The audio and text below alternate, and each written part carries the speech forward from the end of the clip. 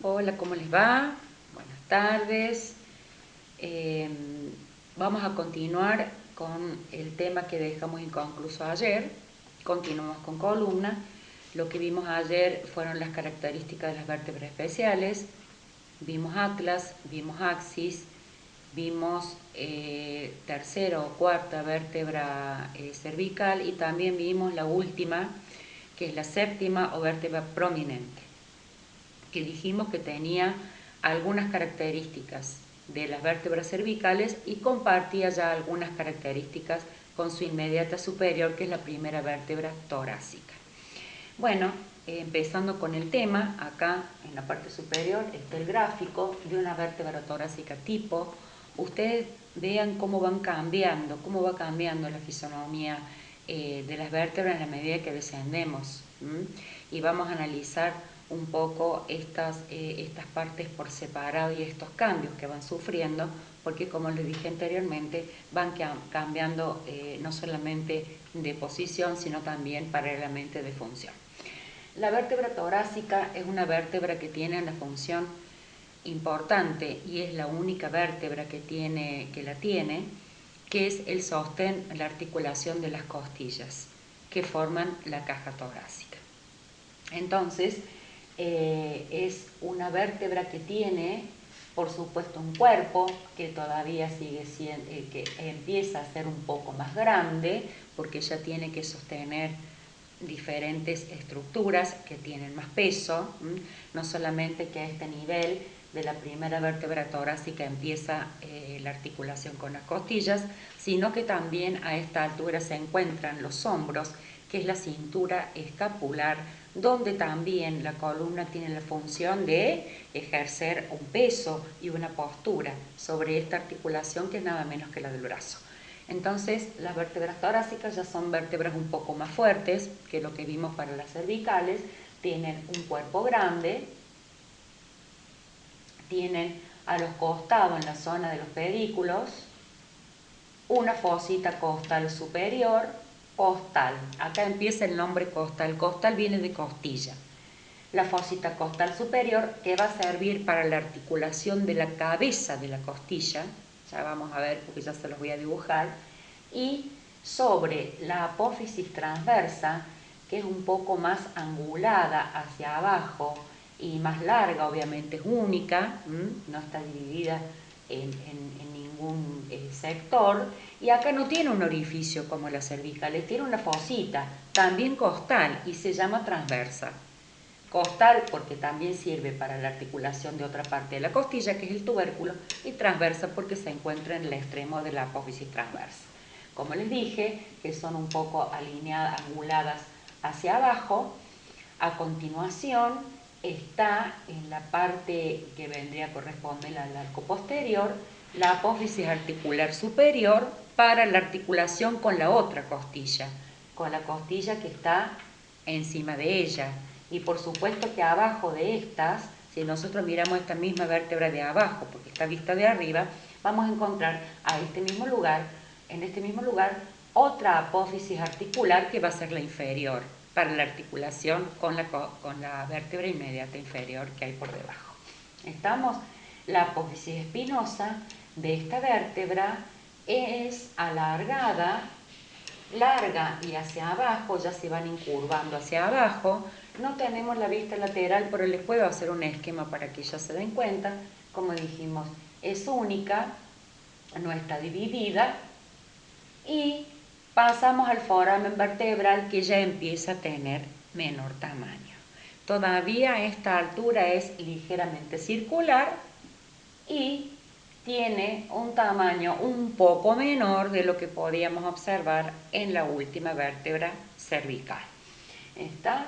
Que es más pequeño y todavía tiene forma redondeada, porque a esa altura todavía la médula, que bien es cónica, tiene sección o forma más redonda. No miren esta porque es la siguiente, es la vértebra, la que sigue la lumbar. Si yo quisiera hacerle un gráfico, lo que sería la vértebra torácica de costado, acá tendríamos el cuerpo, acá tendríamos las apófisis espinosa con su fosa costal transversa y con su fosa costal superior, y para atrás vendría la apófisis espinosa, que ya empieza a irse hacia abajo, porque en la medida que la columna desciende, las apófisis espinosas se van insertando y se van haciendo de horizontales a oblicuas. ¿Estamos? Que es esto lo que yo les decía, que también al ser apófisis espinosas agudas, va a marcar obviamente a nivel de la espalda, acá va a venir inserta la otra,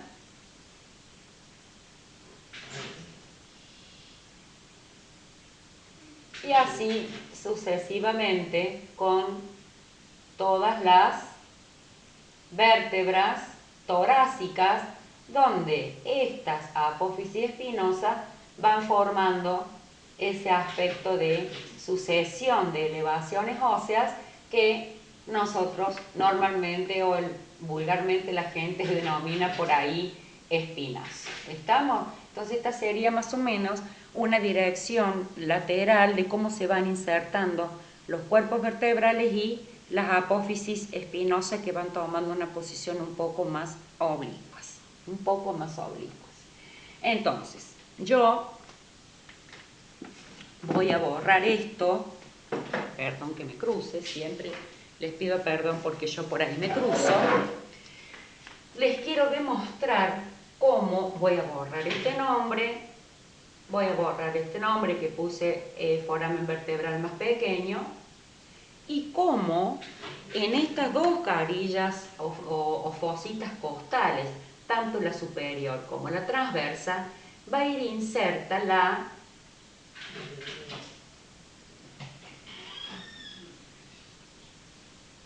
costilla, que más o menos a esta altura tiene este formato. Y se va a ir para adelante. Me salió media gruesa, la voy a corregir. Me siguen, ¿verdad? Entonces esta sería la manera que la costilla tiene, por supuesto, acá, que tiene, y otra carilla articular para la fosita costal superior. Entonces acá la costilla tiene una carilla articular para la fosita costal superior. Esta sería la cabeza de la costilla, que ya vamos a ver en detalle cuando veamos tórax y costilla. Y acá, que esta zona se llama tubérculo, tiene otra carilla articular para la fosita costal transversa. Esto se llama tubérculo de la costilla. Tubérculo costal, no los quiero llenar de nombres ahora, pero vayamos relacionando, porque cuando veamos costillas yo les voy a hacer acordar este tipo de articulación que vimos acá. Esto sería la costilla. ¿Pero qué parte de la costilla? La parte posterior. La parte posterior, porque la costilla, al formar la jaula torácica ósea, tiene una inserción posterior, tiene esta articulación posterior con la columna vertebral torácica, y tiene una inserción anterior que es en el esternón, que es un hueso impar, simétrico y central, donde va inserto la parte anterior de estas costillas. Entonces así se forma una caja ósea absolutamente cerrada. Caja o jaula ósea formada por detrás, por la columna vertebral, vértebras torácicas, las costillas, y por delante la inserción anterior es por el esternón. Entonces de esta manera queda la articulación o la inserción posterior de una costilla. Para eso sirven ambas fositas costales, ¿sí?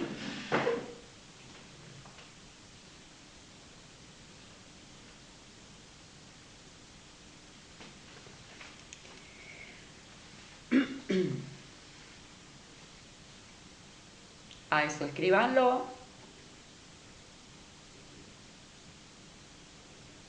Después les voy a pasar la captura de esta imagen porque me interesa que la tengan.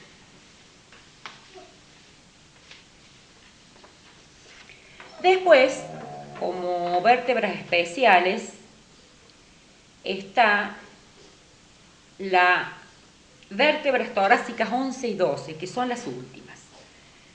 Las vértebras 11 y 12 van a servir para la inserción posterior de las vértebras de las costillas, de las costillas flotantes. Las costillas flotantes son las últimas costillas, que son 12, al igual, todas las costillas son 12, son tanta cantidad de costillas como cantidad de vértebras hay torácicas, que son 12 también.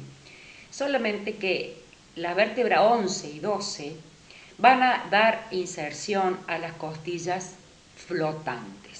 Las costillas flotantes, como el nombre lo indica, son costillas como que flotan, tienen inserción posterior en las vértebras, pero no tienen inserción anterior en el esternón. Es como si llegaran hasta acá. ¿Estamos? Son costillas que no son totalmente completas, sino que flotan y tienen solamente una inserción posterior.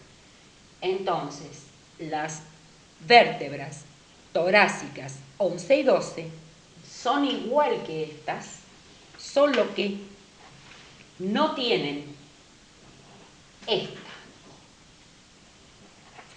No tienen esta fosita costal transversa, no la tienen porque las costillas flotantes no tienen este tubérculo. Entonces, únicamente las costillas flotantes se van a articular en la fosita costal superior sin esto. Entonces, la vértebra 11 y 12 no tienen la costal transversa porque esa costilla flotante 11 y 12 no tiene tubérculo. ¿Estamos? Esa es la única diferencia entonces para la 11 y la 12 si fuéramos nosotros a hablar de las características un poquito especiales que tienen otras vértebras que no son tan cruciales como esta. Yo lo voy a volver a poner acá y voy a volver a poner acá el tubérculo de la costilla. Ahí está, porque esto coincide con esto, entonces acá vuelvo a poner tubérculo costal. Y a esta costilla no la voy a cerrar acá, porque obviamente es una costilla verdadera que sigue para allá. ¿Estamos? Muy bien. Mis perros están rompiendo una toalla, así que me esperan un segundo.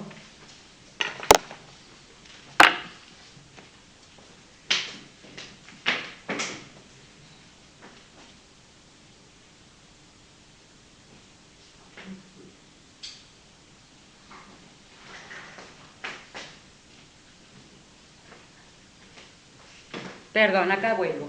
Son cuestiones domésticas y parte de toda esta situación que uno tiene que por ahí improvisar. Les pido disculpas. Bueno, eso es todo lo que necesito que sepan de una vértebra torácica. Esas son las características más importantes. ¿Cuál es la única vértebra de toda la columna que tiene fositas costales? La respuesta es las vértebras torácicas porque alojan las costillas. Listo. La que tienen ustedes a continuación, voy a orientar un poquito mejor la cámara para que la vean, es la vértebra lumbar. Las vértebras lumbares, quizás de toda la columna, sean las que tienen más trabajo. ¿Por qué les digo esto? Porque miren el cuerpo que tiene una vértebra lumbar que está provista de esto porque tiene la función nada más ni nada menos que soportar prácticamente todo el peso del cuerpo. Y también, unido a esto, contribuir a la estabilidad del cuerpo. Está que tiene por encima todo el tronco y los miembros superiores, y por debajo tiene los miembros inferiores y la pelvis. Entonces, este cuerpo necesita un buen punto de apoyo para soportar toda esa fuerza del peso, por lo que está provisto de este cuerpo grande. A este nivel lumbar se producen las llamadas hernias de disco. Las hernias de disco son prácticamente privativas de la posición de bipedestación. ¿Qué quiere decir esto? De los organismos como el nuestro, que están parados sobre dos piernas. Nosotros somos bípedos. Los mamíferos, que ustedes conocen, el elefante, el perro, el gato, el caballo, son cuadrúpedos.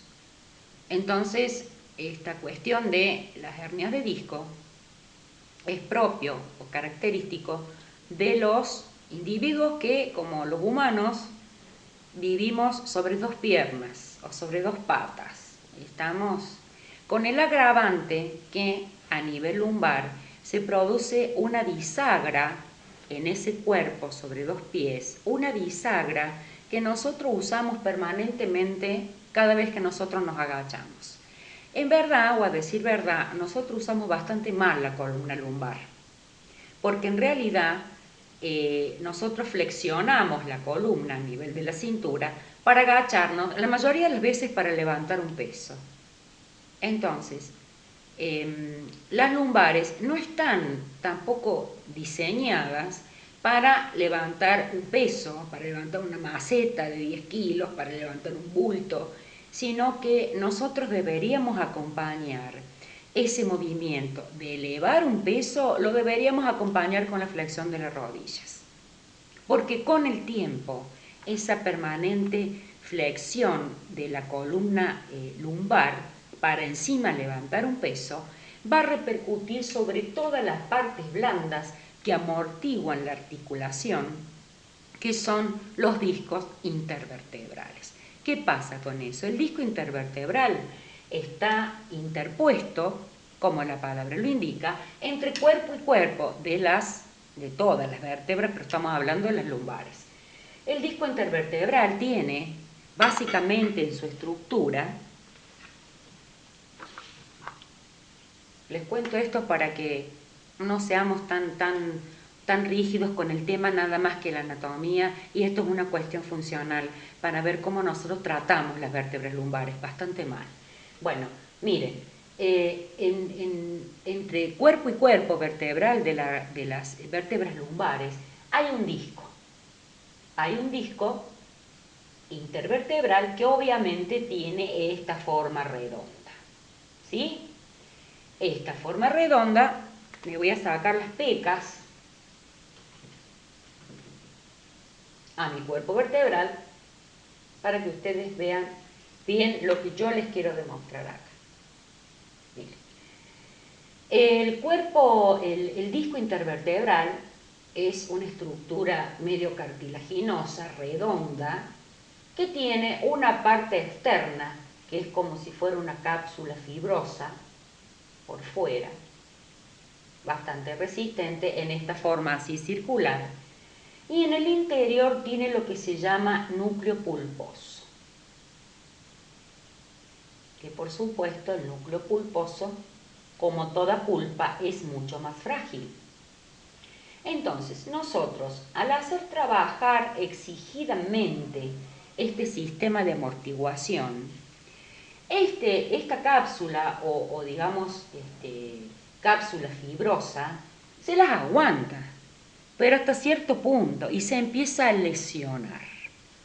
Entonces, cuando se empieza a lesionar, porque nosotros la tratamos mal y la exigimos y todo lo demás, esta cápsula fibrosa se empieza a lesionar y deja de proteger el centro pulposo o el núcleo pulposo del disco, Entonces, ¿qué le pasa al núcleo pulposo? El núcleo pulposo encuentra un lugar de salida, como que le abrió la puerta la lesión de la cápsula, y mire, ¿qué pasa acá?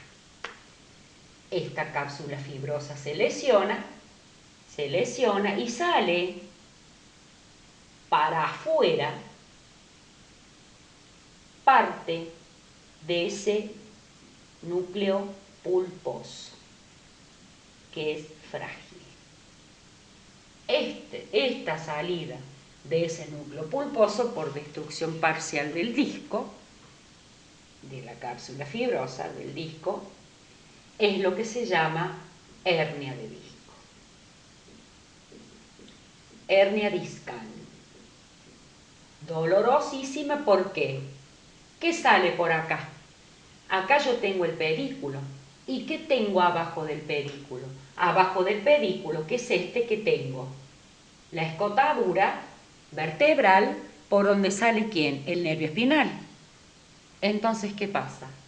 A esta altura sale el nervio espinal y esta herniación de este disco que se destruyó o que se lesionó me comprime el nervio espinal y es lo que me produce el ver las estrellas de dolor cuando se produce esta lesión. Entonces, eso es una hernia de disco. ¿Por dónde sale el disco? Por el único lugar que puede, el más débil, que es por la parte posterior y un poco lateral, a nivel de la escotadura vertebral, por donde sale el nervio espinal. Entonces, la compresión de esa salida, de esa protrusión, me produce el dolor que acompaña básicamente al paciente que tiene este tipo de trastornos. Entonces, como conclusión, deberíamos cuidar más nuestra columna lumbar, sobre todo porque es la que más sufre, es la que más movimiento tiene, es la que tiene el trabajo más pesado. Y ustedes prueben de levantar un peso agachando y flexionando las rodillas y manteniendo de alguna manera recta la pobre lumbar. Está entonces, yo puedo hacer el mismo movimiento, la misma fuerza, flexionando las rodillas que tienen el peso repartido, porque son dos. ¿Estamos?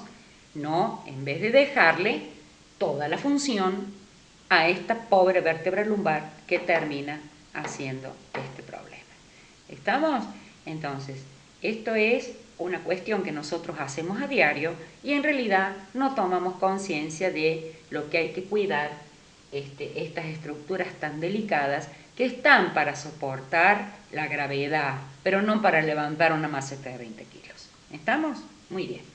Entonces vamos a volver. Bueno, en realidad, por ahí se los podría dejar para que ustedes recuerden esto, porque yo ya tengo la captura de esta imagen, así que yo les voy a dejar esto, después lo voy a mejorar y se la voy a pasar también como para que ustedes se acuerden y le puedan explicar ya a alguien que no sabe cómo viene el problema con la hernia de disco y ustedes se lo van a poder explicar porque es bastante sencillo de comprender, pero para eso tienen que saber y conocer las estructuras sanas primero para entender qué pasa cuando la estructura sana se complica o se enferma. ¿Estamos? Parte de lo que les decía de la función que tiene esta vértebra lumbar, yo acá les hice una vista lateral de lo que es esta misma vista de arriba, donde la apófisis espinosa se ve fina, pero en realidad, vista de costado, esta es cuadrada y es ancha. Estamos por lo mismo, porque tiene que ser una vértebra con capacidad para soportar el peso, sin maltratarla, por supuesto. Estamos, ¿Qué otra cosa tiene ya de diferente la vértebra lumbar? El foramen vertebral, que se va achicando cada vez más y se va poniendo de forma triangular, siempre relacionado al grosor o al calibre y a la forma de la médula espinal a esta altura. A esta altura la médula espinal está por terminar en un lugar que se llama cono de la médula espinal, que llega exactamente hasta la vértebra lumbar 2. Ahí termina la médula espinal.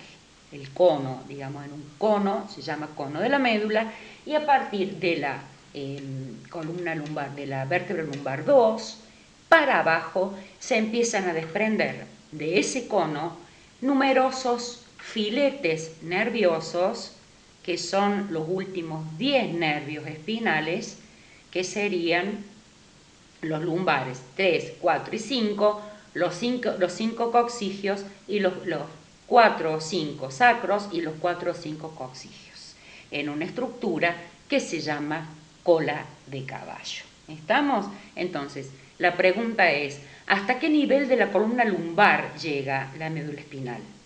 La respuesta es hasta el lumbar 2.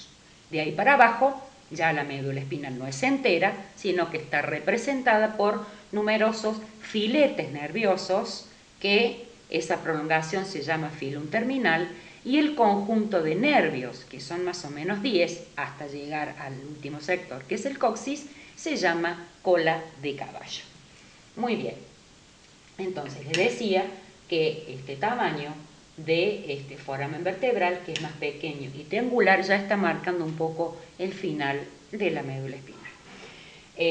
Otra cosa son las apófisis transversas, que son discretamente también finas y hacia abajo, acá se ven, que son como aladas, donde en la parte superior está la apófisis articular superior para la vértebra de arriba, y abajo, a la altura de la apófisis espinosa, hay otra apófisis articular que obviamente se llama inferior, para la vértebra inmediata inferior. ¿Estamos? Ese sería el esquema de una vértebra lumbar.